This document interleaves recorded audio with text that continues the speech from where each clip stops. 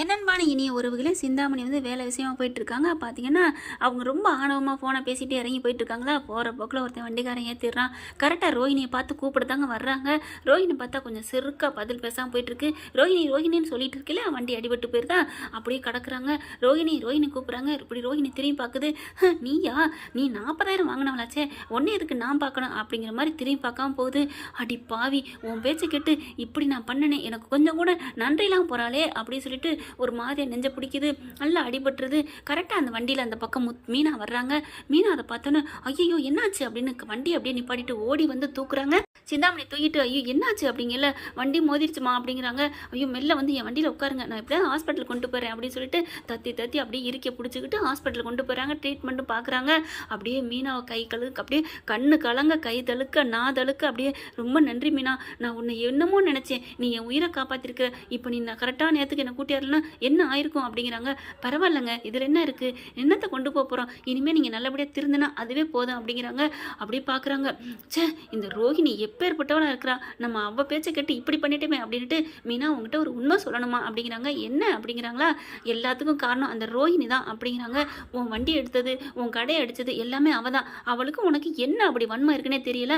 அவள் பக்கத்து நீ தலையிடவே கூடாது. அவள் பிரச்சனையில் நீங்கள் அடிக்கடி மூக்க நினைக்கிறீங்களா, அதுக்காக இப்படி பண்ண சொன்னாமா, அதனால தான் நான் இப்படி பண்ணிட்டேன். இனிமேல் நான் உனக்கு ஒரு நல்ல ஒரு அக்காவாக நான் இருப்பேன். உன்னை என்னால் மறக்கவே முடியாது மீனா, நீ எனக்கு எவ்வளோ நல்லது பண்ணியிருக்கிற, என்னை கூட்டி அந்த ஆஸ்பத்திரியில் சேர்த்துருக்க, ரத்தம் கொடுத்துருக்க, எனக்கு இன்னொரு உயிர் கொடுத்துருக்குற, எனக்கு இன்னொரு தாய்மா நீ.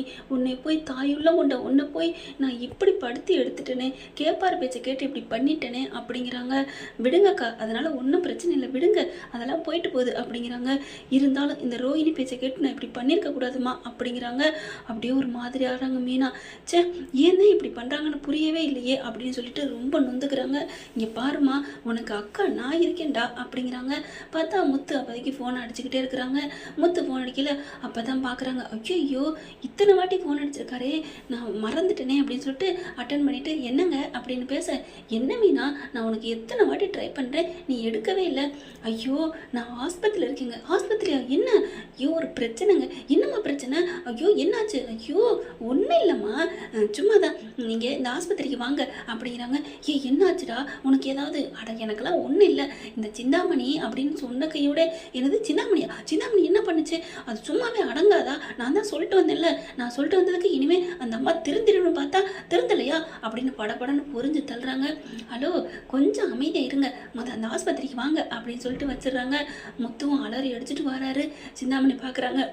மீனா, உன் புருஷன் பேசினார்னு நான் எதுவும் நினைக்கல. இல்லைக்கா, நீங்கள் எதுவும் நினச்சிக்காதீங்க, அதை விடுமா, நீ அதை தான் சொல்ல போகிறேன்னு தெரிஞ்சு தானே நானே முன்னாடியே சொல்லிட்டேன், நான் ஒன்றும் நினைக்கல, ஏன்னா அந்தளவுக்கு உங்களை படுத்தி எடுத்துட்டேன் அப்படிங்கல, என்னை யாருமா நல்ல பிள்ளைன்னு சொல்லுவாங்க, ஏதோ உன் நல்ல மனசுக்கு என்ன காப்பாற்றிருக்க அப்படிங்கிறாங்க. அக்கா விடுங்க அப்படின்னு சொன்ன கையோட கொஞ்ச நேரத்தில் வந்துடுறாரு. வந்த கையோட என்ன மீனா என்னாச்சு, உனக்கு ஒன்றும் இல்லையே, உனக்கு ஒன்றும் இல்லையே, எனக்கு ஒன்றும் இல்லை மாமா அப்படிங்கிறாங்க. அதுக்கப்புறம் அப்புறம் யாருக்கு இல்லை, இந்த சிந்தாமணி இருக்காங்கல்ல, சிந்தாமணி சிந்தாமணி இப்போ அந்த அம்மாவுக்கு என்ன அப்படிங்கிறாங்க. இல்லை அவங்கள ஒருத்தவங்க ஆக்சிடென்ட் பண்ணிட்டு போயிட்டாங்க. ஐயோ அந்த அம்மாவுக்கு ஒன்றும் இல்லையே அப்படிங்கிறாங்க. அப்படியே சிந்தாமணிக்கு அப்படியே உயிரே துடிச்சு போகுதுங்க. எவ்வளோ கோவமாக இருந்தாலும் அந்த அம்மாவுக்கு ஒன்றும் இல்லைன்னு கேட்குறாங்க பாருங்க, எவ்வளோ சந்தோஷப்படுறாங்க. அதுக்கப்புறம் என்னம்மா சொல்லு, இங்கே பாருங்க அப்படின்னு சொல்லிட்டு அப்படியே காமிக்கிறாங்களா. பார்த்தா சிந்தாமணி படுத்திருக்கு. என்னாச்சு அப்படின்னு வர்றாங்க. இது எனக்கு இனிமேல் ஒரு அக்கா மாதிரிங்க அப்படிங்கிறாங்க. அக்காவா, எப்படி ஒன்று விட்டு அக்காவா அப்படிங்கிறாரு. ஒன்றும் இல்லைங்க வாங்க அப்படின்னு சொல்லி கூட்டிகிட்டு போயில, தம்பி என்னை மன்னிச்சிருப்பா அப்படின்னு கையெடுத்து கும்பிடுறாங்க, நன்றி சொல்கிறாங்க. விடுங்க விடுங்க அப்படின்னு சொல்லிட்டு, எப்படி மீனா எப்படி நடந்துச்சு தெரியலங்க, யாரோ ஆக்சிடென்ட் பண்ணிட்டு போயிட்டாங்க, நான் தான் பாவமாக இருந்துன்னு கூட்டிகிட்டு வந்து காப்பாற்றினேன், அது மட்டும் இல்லைப்பா உன் பொண்டாட்டி எனக்கு ரத்தம் கொடுத்துருக்காப்பா, எவ்வளோ பெரிய நல்ல மனுஷி தெரியுமா அப்படிங்கிறாங்க.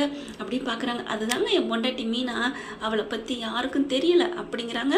அதுக்கப்புறம் இது நடந்ததுக்கெலாம் இன்னொரு முக்கியமான ஒன்று அப்படிங்கிறாங்க. என்ன, அந்த ரோஹிணி இருக்காங்களே அவங்கள தான் பார்த்து கூப்பிட்டுட்டே போயிருக்காங்க, ஆனால் அவங்க கண்டுக்காமே போயிருக்காங்க, அதில் தாங்க இப்படி ஆயிடுச்சு, ஆக்சிடென்ட் ஆயிடுச்சு அப்படின்னு சொன்ன கையோட, சரி ரோஹிணி இவங்க ஏன் கூப்பிடணும், அவங்க ஏன் பார்க்கணும் அப்படிங்கல, அங்கே தான் தம்பி ட்விஸ்டே இருக்குது அப்படிங்கிறாங்க.